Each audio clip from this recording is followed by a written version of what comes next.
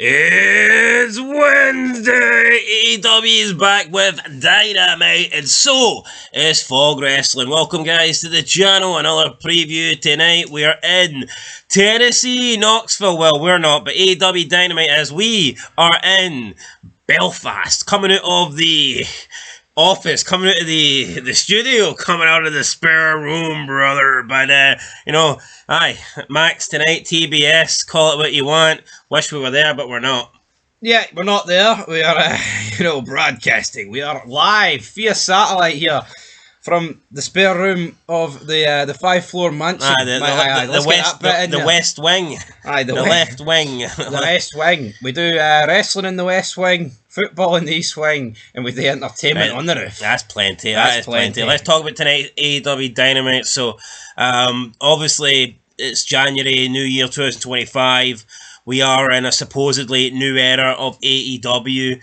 And, I mean, you know what? As much as we've bashed WWE in the Netflix era, I mean, we can't sit here and say that WWE didn't promote the Netflix deal and the Netflix premiere, because they did. You know, they did a good job of promoting it. They went all out. They brought back their biggest names. And, yeah, I mean, look, it may be 3 weeks of crap shows for Raw, but at least you can sit here and you can say that, you know, at least it feels like they tried to do something, or, you know, at least they made a bit of an effort. I'll go that far. AEW and Max, it doesn't feel like we're getting anything new here. It just seems like AEW started 2025 the way it ended 2024. I'm not saying the shows have been bad, but Tony Khan said that we were getting a brand new era on Max, and I mean, it doesn't feel like a brand new era. It feels like the same old stuff, but with a MJF, Jeff Jarrett rivalry swung in there. Yep. I mean, literally, you've just got the Death Riders floating about, attacking different people each week and feuding with the same people. I mean, it is what it is. Yeah, but you just wouldn't. I mean, WWE, when you think of Raw, you think of Netflix. When I think of AEW Dynamite, I don't think of Max. They've just done a really poor job, I think, of... Yeah, but Max is poor. I couldn't tell you what Max is. Was it for starting? I mean, come on, what are we doing? It's nowhere near as over as Netflix. And who's getting that joke, Max Verstappen? Seriously. Who's getting that joke? Well, what bubble the fuck? Who's getting that joke? Is Max F1's far more popular than this shit. Is Max not HBO's streaming platform? HBO Max? I don't think it's the same thing. I think it is. Well, they'll only get about 20,000 people on it. Will you get more people on it? Oh, no, I wish. Anyway, here we go, guys. Tonight, he doesn't know what he's talking about, but I do. I'm pretty sure Max is HBO streaming service. If I'm wrong, then I'm wrong, but I think I'm right. Well, you know what you're talking about, mate, so you should know. I think I'm right. So, featured here is the January 2025 update lineup. Update lineup. This is the lineup. This is tonight's programme on Prime Time Wednesday. You got there in the end, didn't you? You know what you're talking about. I'll let you take lead. I know what I'm talking about, brother. Anyway, here we go. We've got Cope versus Pac. It's Cope versus Pac. It's 4 letters versus 3 letters. Aye, pack it in. Can you cope with it? Probably not. Who cares? I mean, let's be honest, man. It's fucking Edge versus Adrian Neville, isn't it, at the end of the day? I mean, that would be better, though, wouldn't it? Would it? Edge? Ah, true. I mean, looking at me like bumfolded, man, about Edge. Edge is better than Cope. I mean, Pac Neville, does it really matter? That doesn't really matter. The bastard Pac. I mean, what's this? How do people like this? He's a 4-foot midget, man. He's a daddy, man. I don't care for Pac, and I think Cope is going to pack it in tonight. I think he's going to send him home, pack it in. I'm going to go with a Cope win. I'm going to go with a Cope win because you know what? It makes no sense to lose to the jobber member of this faction. Is that not Wheeler Yuta? Yeah, I know, but anyone's a jobber compared to big man Mox. Aye, well, anyway, I've got Julia Hart taking on Jamie Hayter. I'm going to go with Julia Hart. Why not? I agree. She spat mist. Well, she's tried to spit mist in her face. Hasn't really worked. Maybe she'll get the mist tonight. Just does feel like it doesn't get me. It's not a match that's exciting me for Dynamite. Don't get excited for this. No, this is sort of match that belongs on Dark or Rampage or something. Dark's been gone, mate, about 2 years. My head's been gone about 2 years watching this shite, so we'll go with here. I'm going with Julia Hart. I don't even think we're tag her. No. Samoa Joe, Nick Wayne. Is there any intelligent people out there that please don't. Is there any intelligent people out there that can give me an answer? You're probably going to go with Nick Wayne, aren't you? No, I'm going to go Samoa. Oh, who's Samoa Joe? Never heard of him. I take pride in not knowing that Dark's been not on television for like 3 years. Up your game, mate, right? Up your game. So there's a reason why we've not reviewed Dark in about 2 years. We never reviewed it. I will never watched it, have we, in 2 years? That's not the point, though. That is the point. The point is, it's not there. Here, I have. Dark is permanently in the dark. I've never reviewed New Japan. I know it's still on. Well, Dark's not on. I'm going to go with Samoa Joe. Nick Wayne's a fucking jobber, man. Adam Copeland coming out saying he wants to put the young guys over, and then people are saying, oh, his last match he should lose to Nick Wayne. What a waste that would be. If you're going to lose to somebody, at least lose to somebody that could have some potential in this business. Nick Wayne. This guy's going nowhere. I mean, the best thing he's got going for him is the fact that he's got the same surname as one of JR's favourite heroes, John Wayne. I mean, other than that, the guy's got nothing. Legit John Wayne. I mean, he gets to stand next to Christian Cage. Congratulations. Huge. But yeah, I'm going for Samoa Joe to win this one. I'm going Samoa Joe to win this one because my opinion matters, and I'm never letting anyone tell me otherwise. Right, we've got Swerve Strickland versus AR Fox. I mean, just back-to-back matches where 100% you know who's going to win. No doubt in my mind that Swerve Strickland's beating AR Fox, just like there's no doubt in my mind that Samoa Joe's defeating Nick Wayne.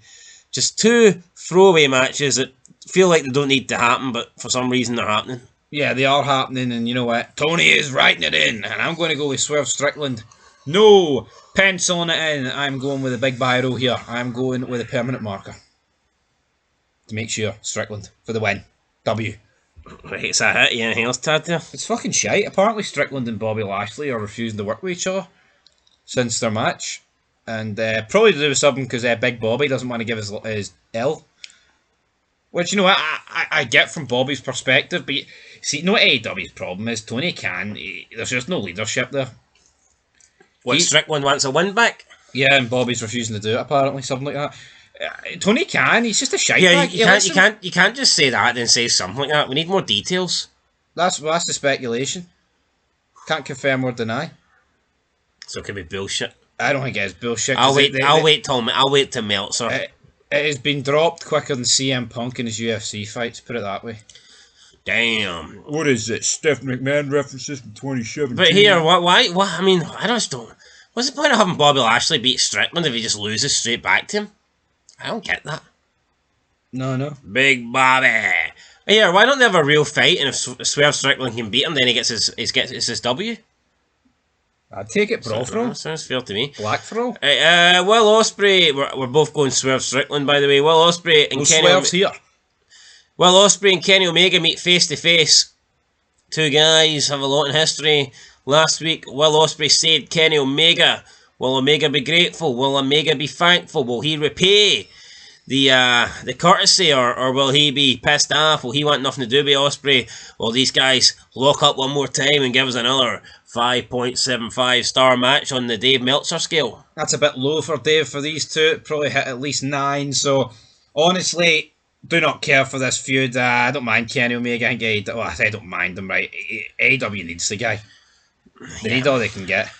But I don't like him, personally. I'd rather see a rematch with Kenny Omega and that 9-year-old. She must be about, 16 now? Way older than that. Well, I was in 2010. Was it? Aye, so she'd be about 23, 24. They need that rematch. Seriously, Tony can't sign her. I think he will. Nah, probably too old for Kenny to wrestle now. Damn. Right, what's going to happen here? Probably these two are going to come together and face... Who were they even feuding with last week? Fuck, I watched the show and I can't remember. Who's that guy with a big scar on his dome? Don Callis. Nah, Don Callis is the Don Callis family. That's the one. It's just a group of jobbers. I like Don Callis. He needs to get a better family. Yeah. Sometimes you can't choose your blood, but you know what? In this case, you can choose your brother. He fucking needs to. He needs to get a blood transfusion. Do something big. What's his name again? Callis. Aye, that's the one. Big Don. Are you sure you watch wrestling, mate? I know who his name is. I don't need to ask you for the pointers. Big Donny Callis, boy. Right. Main event time. It is AEW Tag Team Championships on the line. Private Party, the champions, taking on the Hurt Syndicate, the team of Shelton Benjamin, Ain't No Stopping, and the Destroyer, Bobby Lashley, the Almighty. Call him what you want. I'm going to call him, hopefully, the soon-to-be new AEW World Champion. But look, WWE dropped the ball on this guy. See, when there's all these rumours going around about Triple H and not liking black wrestlers, I mean, you can almost see why. You can. I can understand. I can accept it. Come on. Well, the rumours about him not liking him. Aye. I thought you meant you can see why Triple H doesn't like him. I was like, where the fuck are you going with this? No, I can see that. I can see. No, I would agree. Because I can see why those rumours circulate. Yeah. Bobby was on Talk Is Jericho, and he says that he preferred it when McMahon was in charge because he felt like he could go to McMahon, and he had time for you. He would hear you out. Whereas Triple H, he felt like the door was never open for him. Hi, the door was closed. Yeah, and I mean, the door was closed. I mean, closed right in his face. I mean, look at Bobby Lashley's. Look at his run in WWE that last year. Just fizzled out with him being teamed up with the Street Profits. And where did it go? Absolutely nowhere. The pride. I touched on this on the NXT review. It's like we talked about black women, black men not given a chance under Triple H. Have black women really been given a chance under Triple H? Bianca Belair's stock has plummeted. Yeah, it has. Her best came with Vince. Naomi's still a jobber. Yeah, it's like... I mean, they've fumbled Jade Cargill. She's... I mean, yep. People can pretend that she's great. She's not. And WWE's done a really poor job of, No, like, who's the furthest person up the card that is, black in WWE right now? If you don't factor in NXT. Oh, God. Look at Carmelo Hayes. Treat it like an absolute jobber when he get called up. Could be him, though. I know, in the males division, or both. In the men's division, it probably is Carmelo Hayes. And we like Carmelo Hayes, but that's scary because he's been treated like a jobber. See when you look at the women, who's furthest up? I mean, it has to be Bianca Belair, but see for like the past 2 years, what has she done? Absolutely nothing. But here you look at NXT and it's thriving. Oba Femi and Big Trick. Yep, Shawn Michaels obviously ain't a racist. There is a pattern now with Triple H, right? I am convinced, see if McMahon stayed in charge, right, and he was the one that booked the last couple of years with the lack of black wrestlers, he'd be getting it via all angles. He'd be getting called out. But here, I'm convinced if McMahon was in charge the last couple of years, Bobby Lashley would be a three-time WWE champion. But here... See Triple H, so it's either... You have to be Samoan or a Diddy man. Yeah, you either have to be related to Roman Reigns and The Rock, or you have to be 5'5" and weigh under 150 pounds. Yep. So, don't really know what's going on there, but that's what it is. Or if you're a woman, your husband / boyfriend has to be in AEW far away so you can't batter him. Aye. So he can steal your women on you. Keith Lee. Michin, Rhea Ripley, that's what it is. Anyway, right, Private Party, Hurt Syndicate, who's winning this one? Will Private Party retain, or the Hurt Syndicate going to win? I mean, Private Party, they beat the Young Bucks and done nothing. People are complaining, oh, Tony promised us a new era, he's going to push the tag team division, they get rid of it, right? Maybe he promised that, maybe he's the one to blame, but the Private Party's reign is absolutely sucked. I'd put the belt on the Hurt Syndicate, and I don't think they should win it, because I don't think Bobby Lashley should be stuck with tag team titles, but fuck it. I mean, do something fresh. I totally agree. You know what, right? People can say that they've been booked poorly. What the Private Party do? Like, name me a promo. Are they captivating? At least they claim they're capped. Seeing they come out and they cut a rap. That grabs your attention. These guys do nothing. I mean, they've got that wee cool thing where they have the party and the security guy lets you in. But... Do you want to know something scary? See if you offered me £10 million right now to name the two guys in Private Party, I'd be walking away with hee-haw. I'd shake Chris Tarrant's hand for no check and walk out the door. If I get one of them, do you get $5 million? We don't want to give you that. Do you though? Ask the audience. No, you don't get hee-haw. You have to get both of them. See, you know the way Who Wants to Be a Millionaire, you have to get to certain numbers. Aye. You have to get the two before you can walk out. So I take both of them? Aye. Fuck, well, that's not well, name me one of them. Aisa Cassidy. Ooh. I think that might be one of them. No, I think it's Asisa Kennedy, is it no? No, type in... I see a Cassidy. I see a Cassidy. No, just type in Private Party, you tool, and I'll tell you both members. Well, have a guess at the other guy. Oh, God, I see the Cassidy and... Could you be wanting away with $10 million? Dante something? Mark Quinn. Oh, Mark Quinn. No, I did get the first guy right. Mark Quinn. Mark Quinn. Why is I thinking Well, these are the guys that used to be managed by Matt Hardy. I'm thinking Dante Martin. Yeah, well. Like, I don't think they're horrible. I think they've got a wee bit of personality, but it's not really showing, is it? Put it this way, right? They debuted it in 2015. 10 years on the map. Well, I'll say on the map. I know they've got to show for it's a shitey pair of AEW tag belts that don't mean shit. It kind of sucks. Anyway, guys, I'll go for the Hurt Syndicate. Yeah, I'm going for the Hurt Syndicate. Just pull the trigger. You know what, Big Tony? Bobby. Your company's on its arse. You need to push new people. You pushed Private Party, it didn't work. Give it to other people. You say he pushed them though, did he? They gave him the belts. That doesn't mean shit. They gave him a big win against the Bucks. That meant nothing. Right, anyway guys, Hurt Syndicate to beat Private Party. That's our prediction. We'll catch you for the review. Let us know your predictions down below. And should be a good night of wrestling if you're into that kind of stuff. Till next time. Peace.